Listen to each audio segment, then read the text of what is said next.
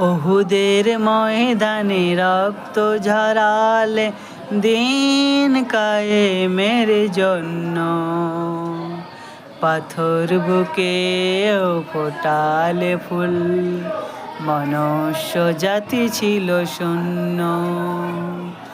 ওহুদের ময়দানে রক্ত ঝরালে দিন কায়েমের জন্য, পাথর বুকেও ফোটালে ফুল, মনুষ্য জাতি ছিল শূন্য।